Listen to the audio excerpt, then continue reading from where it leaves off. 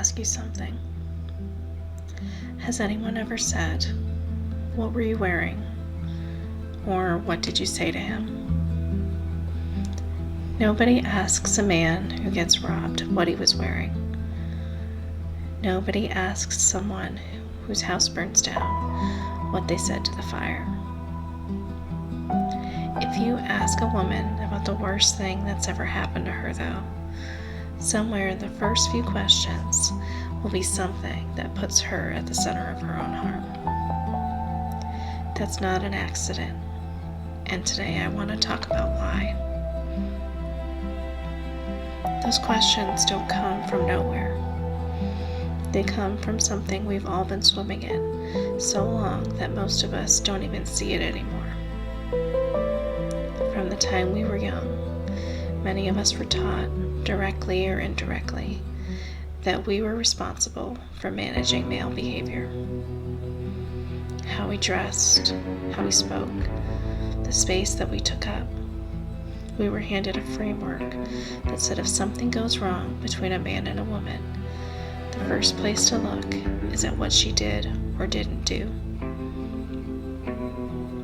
For some of us, that framework came from family. For others, it came from culture. For me, it was wrapped in something that felt like love and moral certainty. A Catholic upbringing where modesty wasn't a suggestion, it was doctrine. Where my body was already something carefully managed so as not to occasion sin in someone else. I didn't question it at the time. It just was. Maybe that's how it was for you too. So what does this framework look like in practice? It can look like, what were you wearing?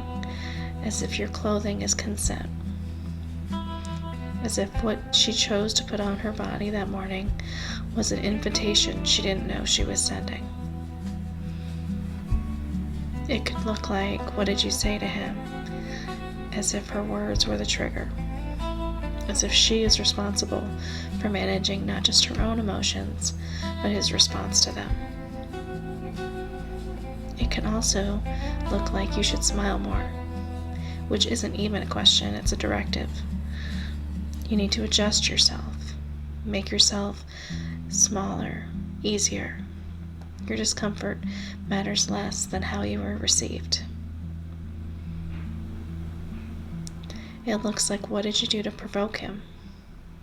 Which doesn't bother to hide what it's doing at all. It just assumes causation. It starts with the premise that his behavior was a response rather than a choice that he made. It can also look like you were asking for it. The framework with no pretense left. There's just a direct transfer of responsibility from him to her. It looks like, why did you stay? Which sounds like concern, but functions as doubt. It takes the focus off what he did and puts it squarely on her choices. Why did you stay becomes you had options, which then becomes you chose this. These questions and directives aren't always asked by strangers. Sometimes they come from the people who love us most, from mothers and sisters or best friends who have been swimming in the same framework and genuinely believe they're helping. Sometimes we ask these questions of ourselves, in the middle of the night, during the day, could be for years or months. Here's what nobody talks about when we ask these questions. The cost isn't just in the moment they're asked. The cost is what happens after the fact. The cost is a woman who learns to audit herself before she speaks. Someone who runs through the questions preemptively before she considers telling anyone what happened. There's also a cost of silence. Not because she doesn't have the words to use, but because she's already heard the questions and decided the answers won't be good enough. There's also the cost of time. Years of carrying something alone because the framework told her that coming forward meant submitting herself to examination. Her credibility would be weighed against her behavior, and she would have to prove not just what happened, but that she was the right kind of woman for it to have happened to. There's a cost of self-blame that outlasts the relationship.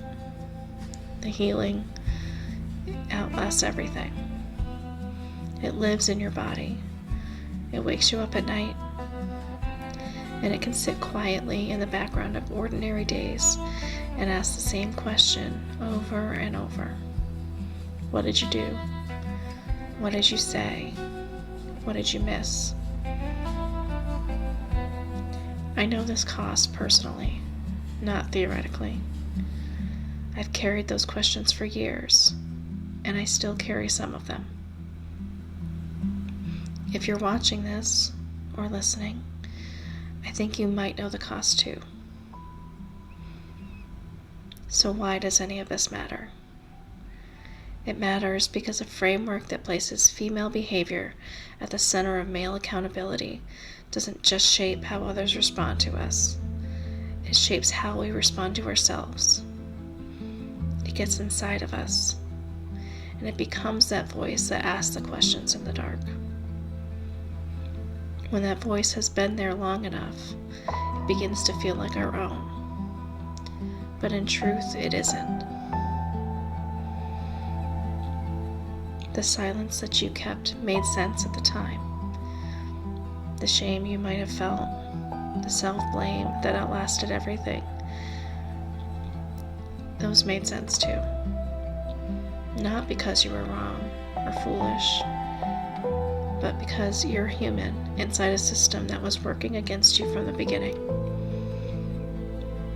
You were never responsible for managing someone else's choices.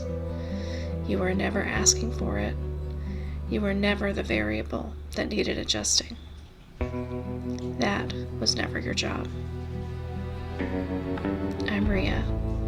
I hope you'll join me as I continue this conversation. Until next time.